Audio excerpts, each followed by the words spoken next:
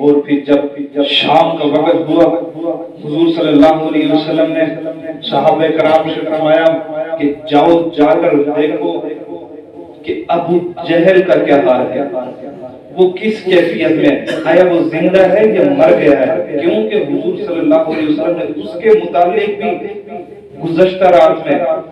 فرمایا تھا کہ ابو جہل اس جگہ پر مارا جائے گا۔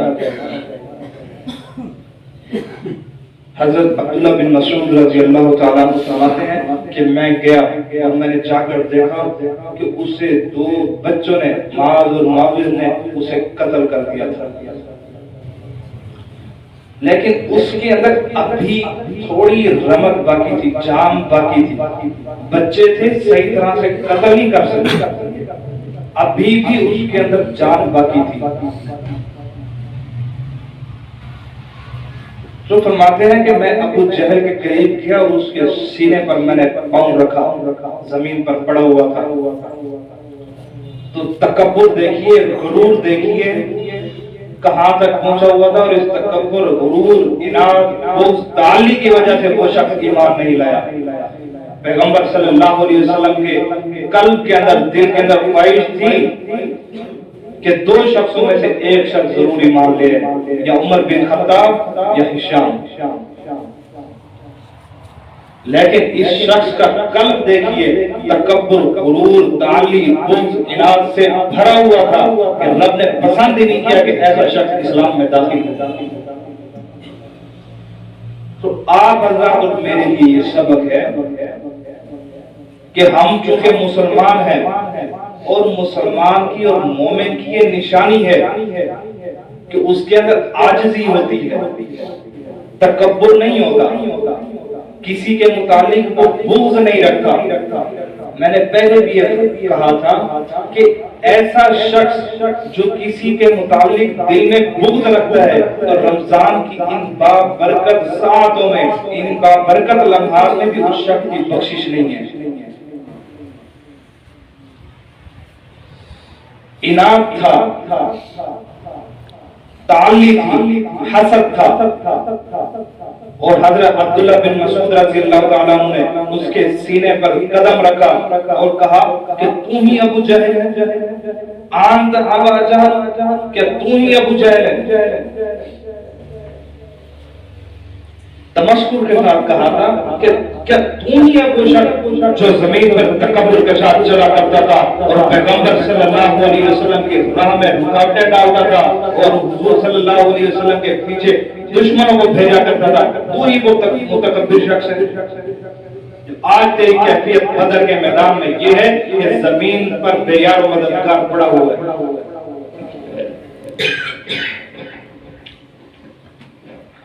تو اب بھی اس کے اندر تکبر دیکھیے، اس دنیا سے جا رہا ہے، جہنم میں جا رہا ہے، تکبر کے ساتھ الفاظ کہہ رہا ہے کہ کیا اس سے بھی بڑا شخص کبھی تم نے قتل کیا ہے؟ اپنے متعلق کہہ رہا تھا کیا مجھ سے بڑا شخص بھی تم نے کبھی قتل کیا ہے؟ اور کہہ رہا تھا کہ کاش میں ان کسانوں سے، ان مزدوروں کے ہاتھوں سے قتل نہ ہوتا، میں کسی بادشاہ کے ہاتھ سے قتل ہوتا۔ اب بھی تکبر دیکھیے،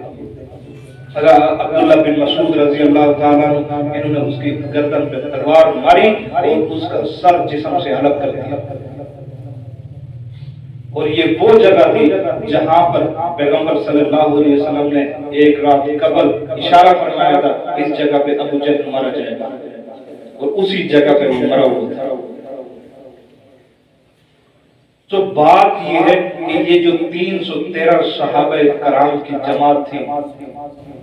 ان کے اندر کوئی بھی ایسا شخص نہیں تھا جو ڈگمگانے والا تھا۔ دیکھیے کہ ان کا لشکر کم تھا، آگے 1000 کی جماعت تھی، ادھر 313 کی جماعت تھی۔ شروع میں دیکھتے ہی خوف تو آ جانا چاہیے فطرتی طور پر۔ آپ بھی ذرا خود کو کبھی اس جگہ پر رکھیں اور محسوس کریں کہ آیا ہماری جماعت کم ہو اور آگے اتنا بڑا لشکر ہو، کیا ہم ان کے ساتھ لڑ سکیں گے؟ فطرتی طور پر، انسانی فطرت کے تقاضے کے طور پر ایک ویسے سوال ہوتا ہے کہ خوف تو آ جانا چاہیے تھا، لیکن دیکھیے کیسی پاک جماعت اور دوسری جماعت تھی کہ ذرا برابر بھی خوف ان کے قلوب پہ جاری نہیں ہوا،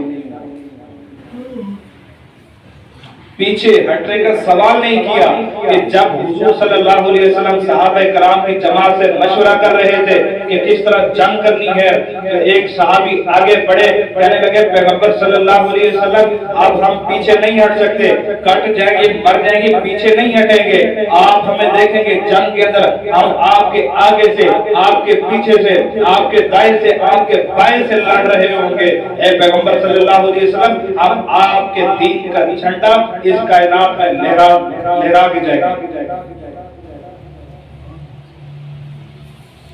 اور ایسے ہی ہوا، اللہ نے پھر فتح عطا فرمائی۔ اچھا یہ لوگ جو تھے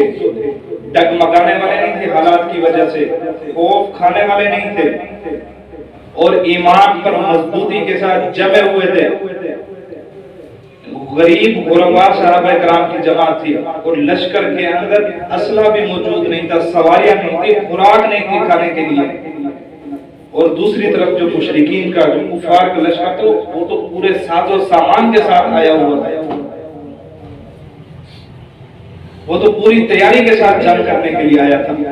اور ادھر تو صحابہ کی تیاری ہی نہیں تھی، شروع سے ایک ترتیب کے ساتھ ہی نہیں نکلے تھے کہ ہم جنگ کرنے کے لیے جا رہے ہیں، آگے تو جنگ کی صورت پیش آ گئی۔ اور یہ صحابہ کرام کی جماعت، اور آج بھی جو ان صحابہ کرام کی پیروی کرے گا اور ان کے نقش قدم پہ چلے گا تو اللہ تعالیٰ جس طرح انہیں غزوہ بدر کے اندر فتح عطا فرمائی تھی، اس شخص کو بھی ویسے فتح عطا فرمائیں گے جیسے اپنے پیارے صحابہ کو عطا کی تھی۔ اب آپ لوگ حیران ہو گئے تو میں آپ رضا کے سامنے مثال بھی پیش کر دیتا ہوں کہ اللہ کیسے فتح عطا فرماتے ہیں۔ آخری بات کر کے اپنی گفتگو کو ختم کرنے لگا ہوں کہ آپ ذرا دیکھیے، جب افغانستان کے اندر امریکہ آیا اور وہاں پر آنے کے بعد اس نے چڑھائی کی، تو طالبان کے پاس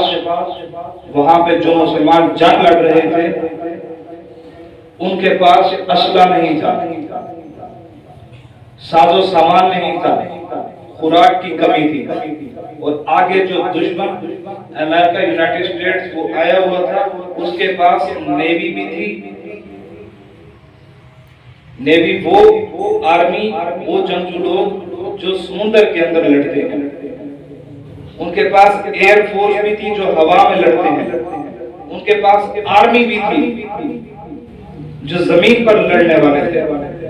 اور ادھر آپ دیکھیے اللہ کا ایسا لشکر موجود تھا جن کے پاس نہ آرمی ہے، نہ نیوی ہے، نہ ایئر فورس ہے،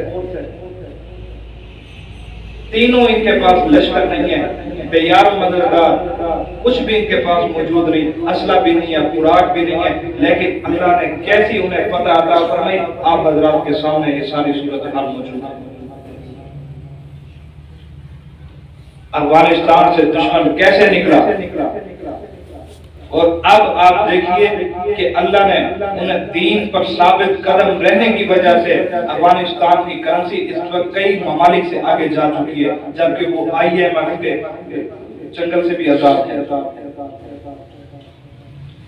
دعا فرمائے کہ اللہ تعالیٰ پاکستان پر ایسے حکمران لائے جو پاکستان کے اندر اسلامی نظام کے نفاذ کی قیام کی کوشش کرے۔ اس وقت پاکستان کے اندر بے شمار فتنے سر اٹھا رہے ہیں، اور دن بدن فتنے سر اٹھا رہے ہیں، خاص کر ایسے فتنے جو ہمارے نوجوانوں کو دین سے دور کر رہے ہیں۔ اس پر انشاءاللہ میں کبھی مفصل گفتگو کروں گا، اور آپ حضرات کو اس وقت پاکستان میں ہمارے سامنے جو چیلنجز اور فتنے درپیش ہیں اس پر آپ حضرات کے سامنے انشاءاللہ کسی دن گفتگو کروں گا کہ ہمارے نوجوان کتنے بڑے فتنے کے سامنے کھڑے ہیں اور سینکڑوں کی تعداد میں اسلام سے نکل کر کفر میں داخل ہو رہے ہیں۔ آپ کبھی ان یونیورسٹیز میں، ان کالجز میں، ان سکول میں جائیں اور جا کر دیکھیں، وہاں پر تو اسلامی تعلیم کا نام ہی موجود نہیں ہے۔ وہاں پر بچے کو اسلام کے متعلق بالکل نہیں بتایا جا رہا، وہاں پہ بچے کو ماں باپ کے متعلق بھی نہیں بتایا جا رہا، وہاں پر انسانوں کے حقوق کے متعلق بھی نہیں بتایا جا رہا۔ آپ کو ایک بات بتاؤں، آپ حیران ہو جائیں گے کہ انسانی حقوق کی باتیں کرنے والے لوگ جو انسانی حقوق کے علمبردار ہیں، وہ لوگ امریکہ کے اندر ایک خاتون نے ایک کتے کو مارا، ایک بلہ مارا جس سے وہ کتا مر گیا، اور وہ کیس عدالت میں چلا، اور عدالت نے کئی سالوں بعد اس عورت کو سزائے موت سنائی کہ تم نے ایک جانور کو مارا جس کے بدلے میں تمہیں مار دیا گیا۔ اچھا، یہ فیصلہ عدالت کا، ذرا آگے دیکھیے، وہی عدالت اور وہی مملکت، وہی لوگ، انہی لوگوں نے عراق کے اندر چند سالوں بعد رمضان شریف کے اندر 3 میزائل بھیجے، 3 میزائل وہاں پر مارے، وہاں پر مسلمان موجود تھے، نہتے تھے، اور ان کے پاس جنگ لڑنے کی ابھی قوت نہیں تھی۔ رمضان شریف کے بابرکت لمحات میں 3 میزائل انہوں نے عراق کے اندر پھینکے، جس پر لکھا ہوا تھا رمضان گفٹ، کہ یہ رمضان کا تحفہ، اور وہ 3 میزائل عراق کے اندر جا کر گرے۔ اور انسانی حقوق کے علمبردار یہ تنظیمیں آج یہ بتائیں ذرا، یہ جو فلسطین کے اندر سینکڑوں نہیں ہزاروں لوگوں کو انہوں نے شہید کر دیا، ہزاروں بچوں کو شہید کر دیا، ہزاروں خواتین شہید ہو گئی، اور اس کا ذمہ دار کون؟ یہاں پہ انسانی حقوق کی علمبردار تنظیمیں کہاں چلی گئیں، اور یہاں پر انسانی حقوق کی باتیں کرنے والے لوگ کہاں ہیں؟ یہاں پہ لبرلزم، سوشلزم کہاں چلے گئے؟ اور یہ صرف مسلمانوں پہ یہ صرف مسلمانوں پہ باتیں لازم ہوتی ہیں یا مسلمانوں پہ قوانین لازم ہوتے ہیں؟ یہ کفار، یہ مشرکین، ان کے گروبانوں میں کون ہاتھ ڈالے گا؟ تو دعا فرمائے اللہ تعالیٰ امت مسلمہ کو ایسا حکمران عطا فرمائے جو ان لوگوں کو ان صحابہ کرام کے نقش قدم پر چلتے ہوئے ایسا جواب دے، جواب دینے کا حق ادا کرتا۔